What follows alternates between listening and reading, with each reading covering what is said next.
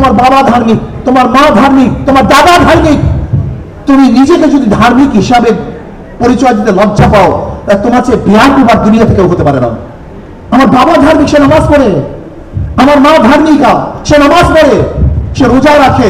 আমি তার গর্বে জন্মগ্রহণ করেছি, সে ঔরাসে জন্মগ্রহণ করেছি। অথচ আমি ইউনিভার্সিটি আসার পরই আমি ইসলাম পরিচিত, আমার লজ্জা লাগে, খারাপ লাগে। ইসলামের আদর্শ বাস্তবায়ন করতে আমার লজ্জা লাগে।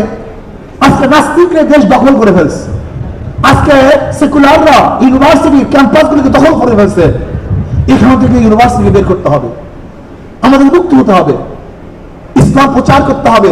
তুমি গৌরবের সাথে বলো, আজকের থেকে আমি একজন মুসলমান, আমি বিশ্বাস করি, আমি আল্লাহর কসম করে বলতে পারি, আজকে এখানে যারা আসছেন, এখানে যারা এসছেন, এই কয়জন মানুষ যদি দায়ী হয়ে যান, আমার মেয়েরা, আমার সন্তানের, আমার ছেলেরা, আজকে থেকে তোমরা যদি নিয়াত করো, আমরা সবাইকে দাওয়াত দেব, আমি একজন মুসলমান, মুসলমান ইউনিভার্সিটি, মুসলমানের জন্য ইউনিভার্সিটি, মুসলমানদের জন্য ইউনিভার্সিটি, মুসলমানের শিক্ষার্থীর ইউনিভার্সিটি। হ্যাঁ, ইউনিভার্সিটি মুসলমানের, পড়ার অধিকার সবার। বাজার করছি আমি, বাজার করার অধিকার সবার। রাস্তা করছি আমি, হাঁটার অধিকার সবার। প্রতিষ্ঠান করছি আমি, পড়ার অধিকার সবার। ইউনিভার্সিটির মুসলমানরা, পড়ার অধিকার সবার। এটা ভালো, তুমি করছি আমি, অধিকার সবার। এটা হতে পারে না, কিন্তু তোমাকে বিশ্বাস করতে হবে, এই দেশ করছি আমরা।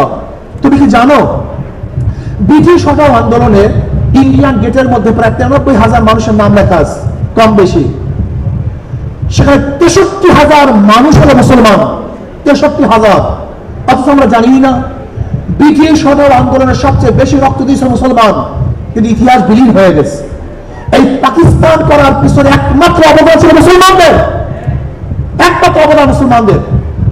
47-এ যদি ভারত থেকে আমরা আলাদা না হতাম, তা কিয়ামত পর্যন্ত আন্দোলন করতে পারতাম, কিন্তু লাল সবুজের পতাকা উত্তোলন করতে পারতাম না।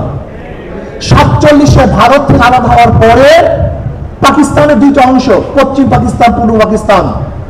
ভেবেছিলাম বৈষম্য দূর হবে, মানুষ শান্তি পাবে, মুক্তি পাবে, কিন্তু পশ্চিমারা আমাদের উপরে জুলুম করার কারণে 71-এ আমরা তাদের বিরুদ্ধে আন্দোলন করে বাংলাদেশ স্বাধীন করেছিলাম।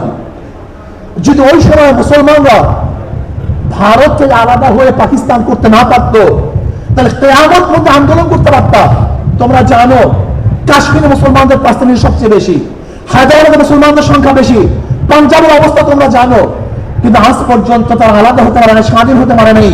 যদি 47-এ আমরা ভারত থেকে আলাদা হয়ে পাকিস্তান নামে একটা দেশ করতে না পারতাম, তাহলে 71-এ বাংলাদেশের স্বাধীনতা আমরা পেতাম না।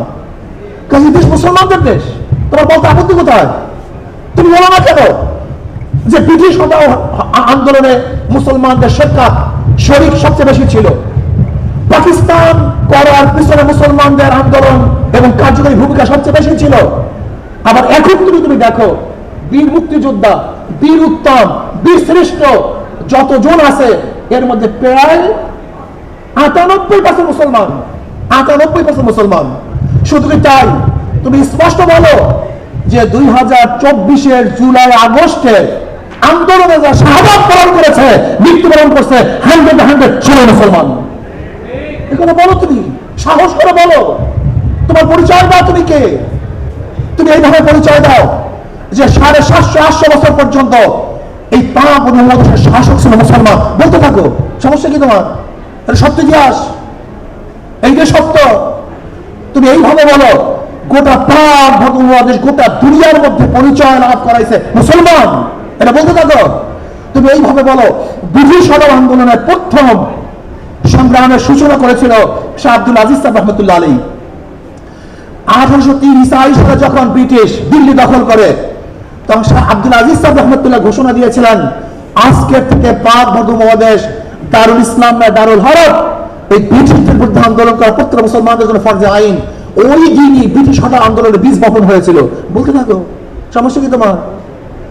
অথচ তুমি কি হয়েছ? বাঘের বাচ্চা ইঁদুর হয়েছ, তুমি বাঘের বাচ্চা বিড়াল হয়েছ, তুমি বাঘের বাচ্চা মুসলমান, আজকে ইঁদুর হয়েছে, তুমি, তোমাকে বিড়াল বানানো হয়েছে। ইসলামের পরিচয় ধ্বংস করে তোমাকে ধ্বংস করার চক্রান্ত করতেছে।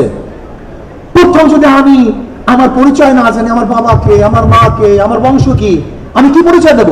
এই পরিচয়হীন ভাবে আমাদেরকে গড়া হচ্ছে। তোমার পরিচয় কি? আমি বাঙালি, আমি বাংলাদেশি, আমি সেকুলার, আমি উদারপন্থী, আমি নন সাম্প্রদায়িক। তুমি এইভাবে বলো আমি এবং সাম্প্রদায়িক মুসলমান, মুসলমান সম্প্রদায়ের লোক আমি। সাম্প্রদায়িকতা ভিন্ন জিনিস, সম্প্রদায় ভিন্ন জিনিস। সাম্প্রদায়িকতা কাকে বলা হয়? তোমরা ভালো মতো জানো সাম্প্রদায়িকতা কি জিনিস আর সম্প্রদায় কি জিনিস। মুসলমান সম্প্রদায় কোন বিজাতির উপর আক্রমণ, অত্যাচার, অবিচার করে না। আপনি ইতিহাস জানেন, আল্লাহ যদি কবুল করে আরেকদিন বয়ান করব তোমাদের সামনে, সেদিন আমি সব ইতিহাস তুলে ধরবো। আজকে সংক্ষিপ্ত বলতেছি,